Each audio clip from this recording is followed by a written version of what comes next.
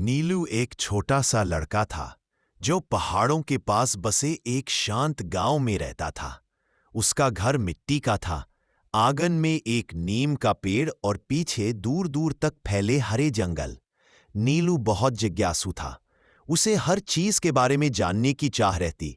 पक्षी क्यों उड़ते हैं, पेड़ बोल नहीं पाते, और सपने रात में ही क्यों आते हैं। नीलू का सबसे बड़ा सपना था जंगल को समझना। गांव के बड़े लोग कहते थे कि जंगल रहस्यों से भरा है और वहां जाना खतरनाक है। लेकिन नीलू को डर नहीं लगता था, बल्कि रोमांच महसूस होता था। एक दिन नीलू के दादाजी ने उसे एक पुरानी कहानी सुनाई। दादाजी बोले, इस जंगल के भीतर एक सपनों का पेड़ है। जो बच्चा सच्चे दिल से कुछ चाहता है, वह पेड़ उसकी मदद करता है। नीलू की आंखें चमक उठीं। उसी रात उसने तय कर लिया कि वह उस पेड़ को ढूंढेगा। अगली सुबह सूरज निकलते ही नीलू अपने छोटे से थैले में रोटी, पानी और एक कॉपी पेंसिल डालकर जंगल की ओर चल पड़ा। जैसे जैसे वहां अंदर गया, पेड़ ऊंचे होते गए, रोशनी कम होने लगी और आवाजें अजीब सी लगने लगी।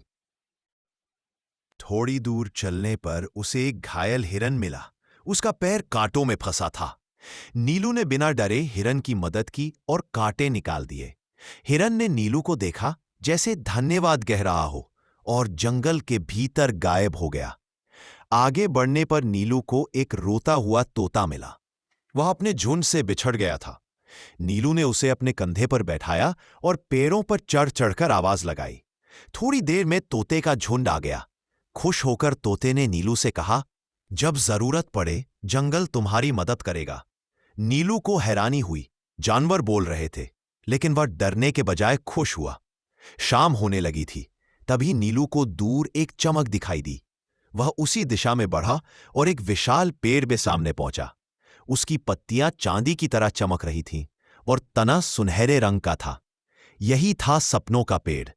पेड़ से एक गहरी शांत आवाज आई, नीलू, तुम यहां क्यों आए हो? नीलू ने डरते डरते कहा, मैं जंगल को समझना चाहता हूं। मैं चाहता हूं कि लोग इसे काटे नहीं, बल्कि इससे दोस्ती करें। पेड़ कुछ देर चुप रहा, फिर बोला, सपने मांगने से नहीं, निभाने से पूरे होते हैं। क्या तुम इसके लिए? नीलू ने सिर हिला दिया। अचानक तेज हवा चली और नीलू को लगा जैसे वह उड़ रहा हो। अगले ही पल वह अपने गांव के पास खड़ा था। सब कुछ वैसा ही था, लेकिन कुछ बदला बदला सा लग रहा था। समय बीतने लगा। नीलू बड़ा होने लगा। उसने पढ़ाई में मन लगाया, जंगल और पर्यावरण के बारे में सीखा। उसने गांव के बच्चों को पेड़ों की अहमियत समझाई।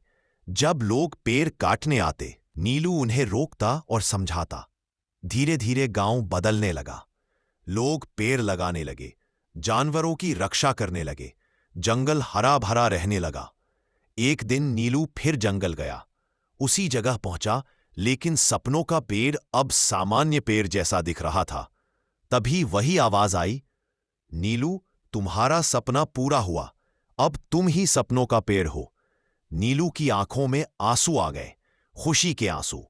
उस दिन नीलू समझ गया कि सच्चा जादू किसी जंगल में नहीं, बल्कि अच्छे कर्मों और सच्चे इरादों में होता है।